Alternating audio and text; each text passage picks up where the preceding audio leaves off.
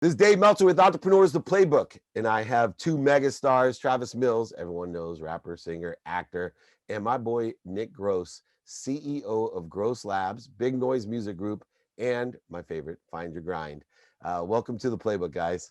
Thank you so much for having us, man. We're excited. So tell me, let's do it. how'd you guys get together? That's my first question. So I met Nick, I want to say like 7 years ago now, through a mutual friend. And the funny thing is that I had been working at his studios that he owns for quite some time. And a friend connected us when we were both there and was like, yo, do you know Nick? And so we started talking. He told me he played drums. And this is in my like solo project days. And it was just a coincidence that my drummer at the time couldn't play a show that I had coming up. I was doing this charity show around Christmas. And so I asked Nick, I was like, hey, do you want to, learn these songs and play a show with me? And he was like, of course.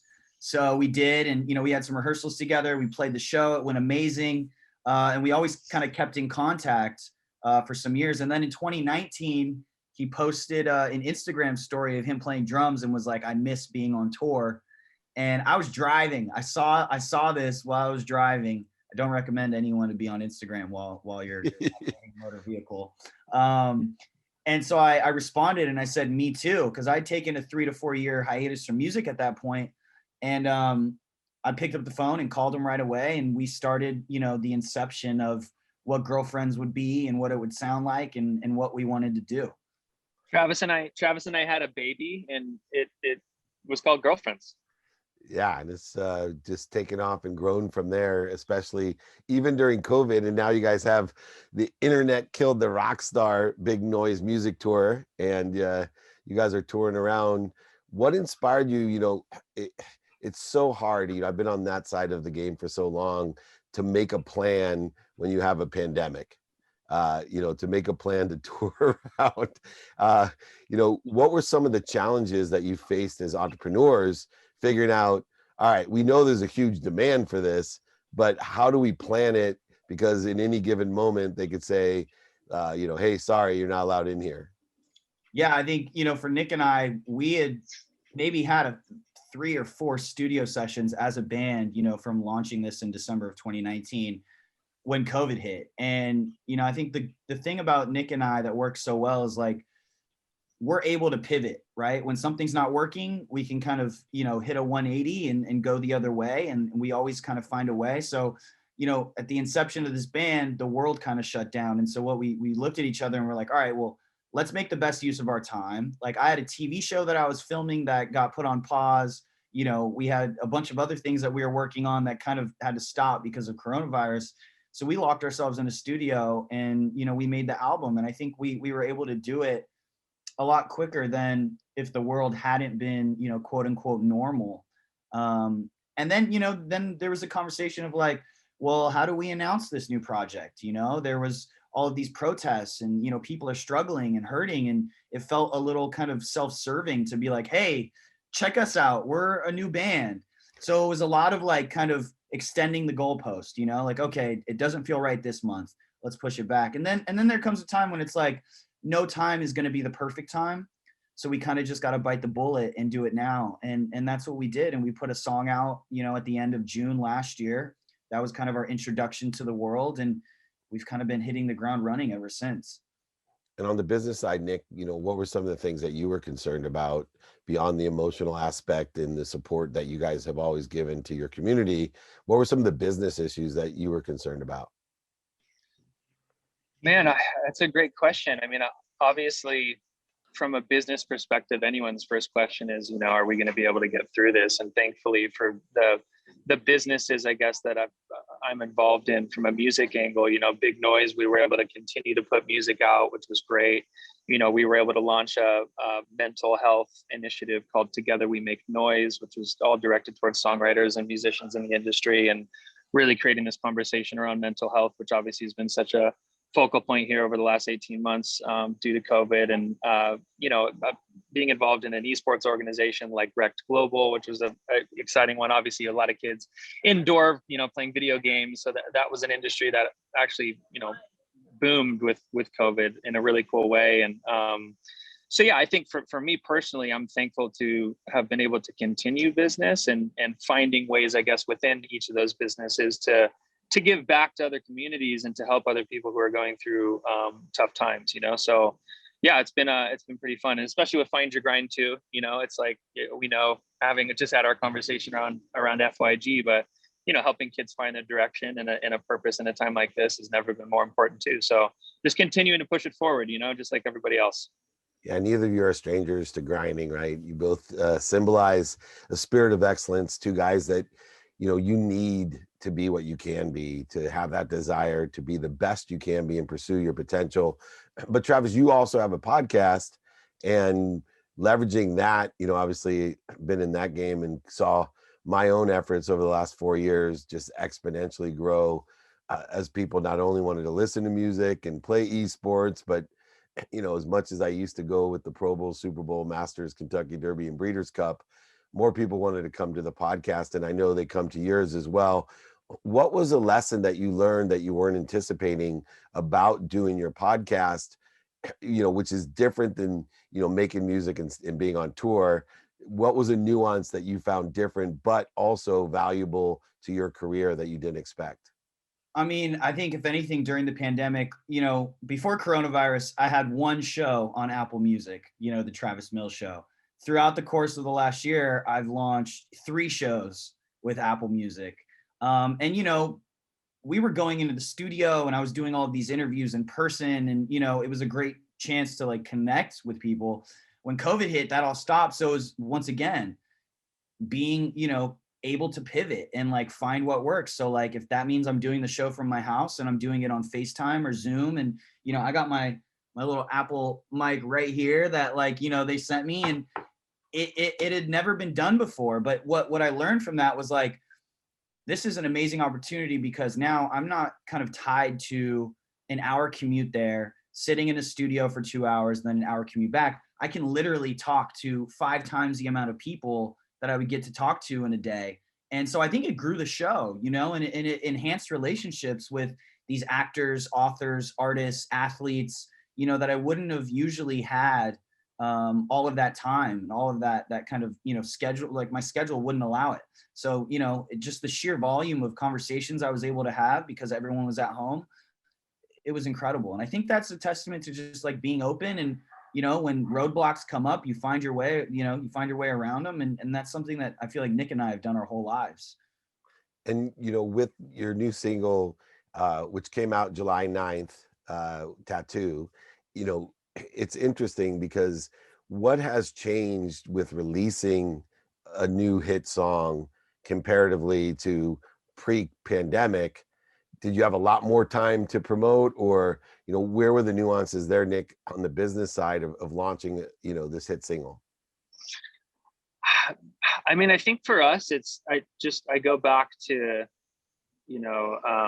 quantity in a sense, right? Like there's just so much out there today, and so many artists, and so many different ways to put your music out, and so many different ways. I mean, look at all these TikTok stars now who have become, suddenly become musicians really quickly, and suddenly become these huge rock stars, which to me is somewhat questionable in a sense. But you look at, different ways of which how, many people are putting things out and distributing content. And I think COVID was I hate even saying the word COVID, but the past 18 months, has really been, I think a time for a lot of people to explore and be more open and start to be more creative and more thoughtful around, how to get recognized and get noticed and stuff. And for Travis and I guess with Tattoo, it's just about, continuing to feed music to our fans and continuing to feed the system with stuff that we're excited about. We have so much music that we're constantly making. And I think probably the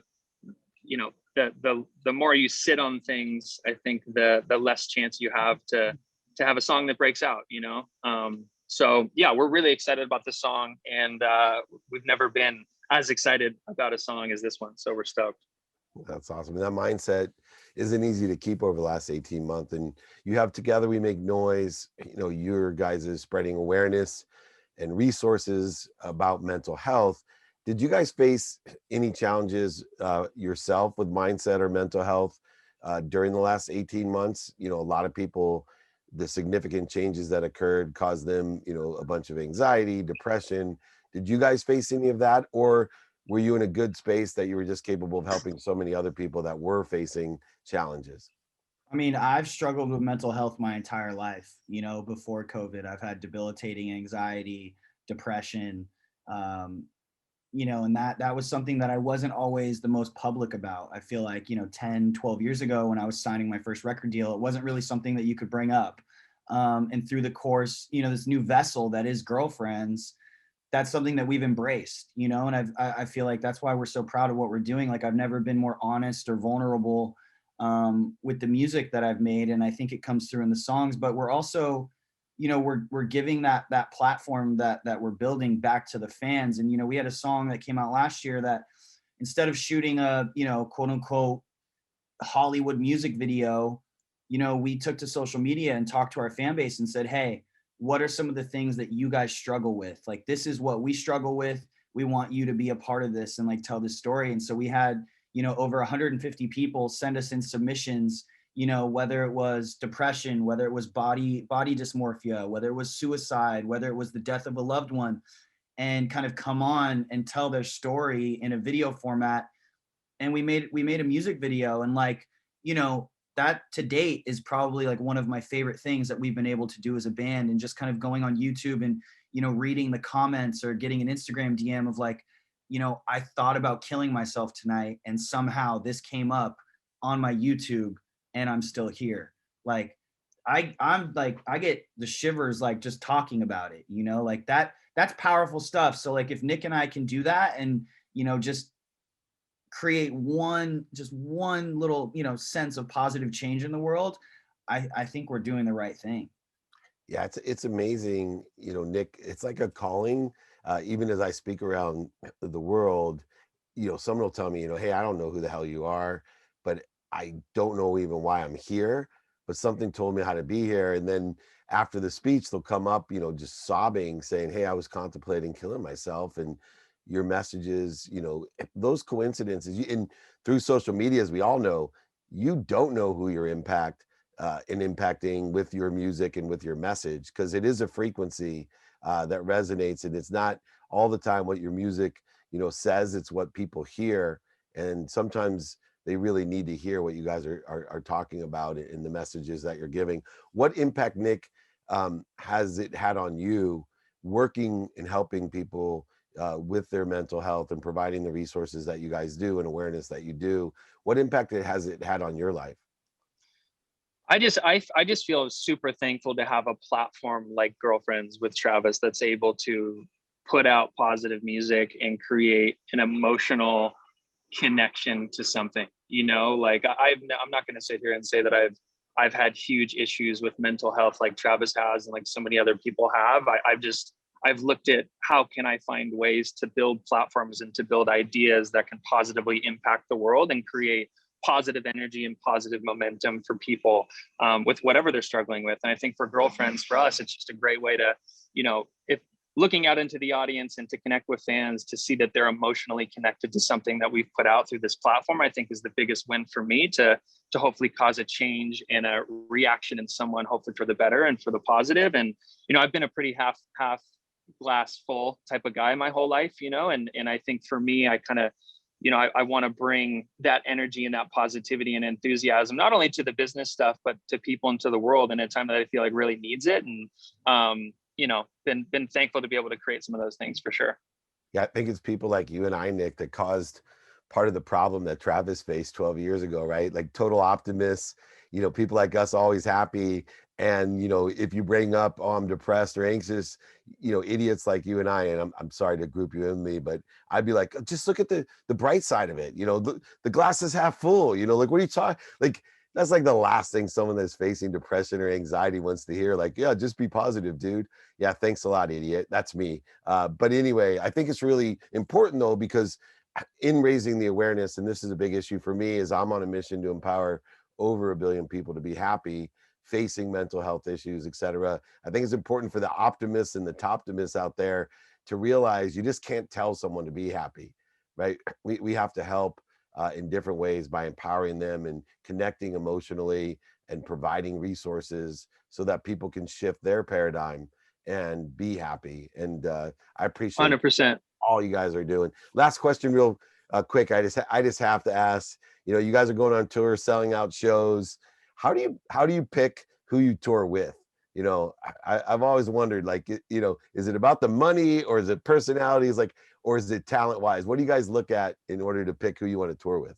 I don't I mean, think Nick and I have ever done anything with this band for the money. Like, first and foremost, you know, like money has never really been a discussion for us. And I hope that never changes. You know, I think for this tour specifically, I've been friends with Mod for, you know, Mod's son. I want to say over 12 years. I've known Tyler for probably just as long as I've known Nick.